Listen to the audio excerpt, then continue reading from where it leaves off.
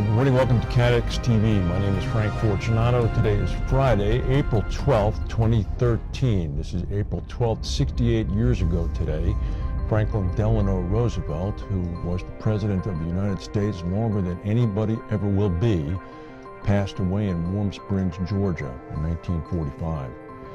There were some hairy moments last night at Chicago's O'Hare International Airport, the busiest airport in the United States. Lights went out on the runways. O'Hare has 7 runways. On Thursday night, about 9:30 p.m. Central Time, the power went out on 4 of them. The Chicago Department of Aviation says that the problem was fixed about 40 minutes later, but they don't know why the lights went out. Officials said that although there were fewer flights arriving and departing at that hour of night, the outages did affect a number of flights that had to delay their landings. The past couple of days at O'Hare have not been easy because of rainy, windy weather. There have been hundreds of flight cancellations. Last June, Chicago's Midway Airport also lost power for about 4 hours. The size of the Lloyd's market in Australia has jumped almost 10% over the past year. Australian gross signed premiums jumped 9.5% to break through the $2 billion Australian dollar limit. In 2010, actually in 2009, premium coming into Lloyd's from Australia totaled just $1.1 billion, so it's almost doubled in about 4 years. The reason, of course, it's doubling is because the increase in premiums that have been effectuated in Australia as a result of the 2010-2011 natural catastrophes, the flooding in Queensland, Cyclone Yasi, as well as the number of hailstorms that have affected some of the major Australian cities. Rates in Australia have gone up overall as much as 35%.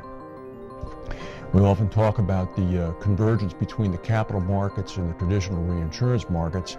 While the newfound popularity of capital market cat bonds linked to natural disasters has really caused their investment yields to sink to an all-time low. It's a classic case of oversupply of capacity. Insurers have been using cat bonds since the 90s to help manage their exposures to natural disasters by transferring losses into investment funds. The investor returns generated by these bonds have dropped 22% in the past year because demand for assets by investors with income streams that are uncorrelated to things like interest rates has really soared. So as a result, a recent bond issued by the bluest of blue-chip American companies, State Farm, closed with an interest spread of only 2.5%. This is the lowest threshold for a minimum spread in 5 years, according to Aon Benfield. Well, here's an interesting headline today: Swiss Re waiting to see if it's relevant. I had to read further, and of course what they're talking about is preparations for a possible requirement imposed by the financial authorities that would perhaps classify Swiss Re as systemically relevant. The company's chairman of the board, Walter Kaiholtz, spoke about this potential problem to the group assembled for their annual meeting.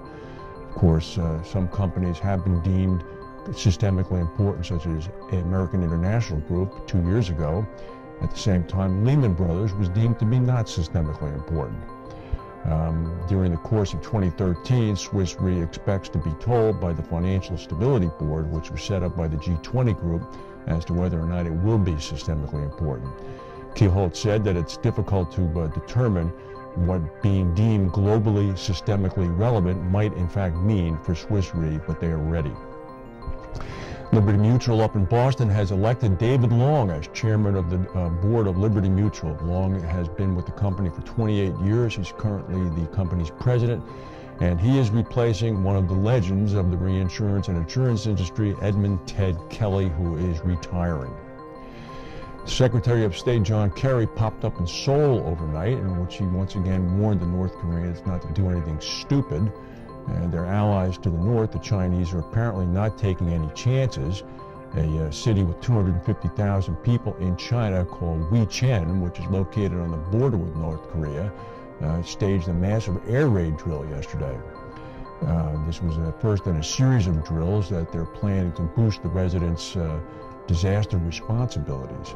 It's not known whether this was done in a specific response to what's going on from Pyongyang, because calls to the city spokesman and air defense office were not answered. Well, we couldn't pass up this story. An Iranian scientist apparently has registered a time machine that he claims will work with 98% accuracy. His name is Ali Razigi. According to the Daily Telegraph in London, he has registered the time-traveling machine with the state-run Center for Strategic Inventions. He said that the machine would use algorithms to predict the future of any individual between 5 and 8 years into their future. He's been working on the project for the past 10 years. He said, "My invention easily fits into the size of a personal computer case and can predict the details of the next 5 to 8 years of life of its users. It will not take you into the future, it will bring the future to you." Razigi is the managing director of Iran's Center for Strategic Inventions. He also has another 178 inventions registered in his name. He said, "The project is not against our religious values at all. It's going to help us predict military conflict as well as oil prices." He said that the Americans are trying to make this invention by spending millions of dollars, where I have already achieved it at a fraction of the cost. Well, don't wait to get your hands on it, because Mr. Razigi said that the reason we are not launching our prototype at this stage is because the Chinese will steal the data and produce it by the millions overnight. Well, that's the news for today. If we have any breaking news, we'll come back and tell you. In the meantime, have a pleasant weekend, and we will see you on Monday.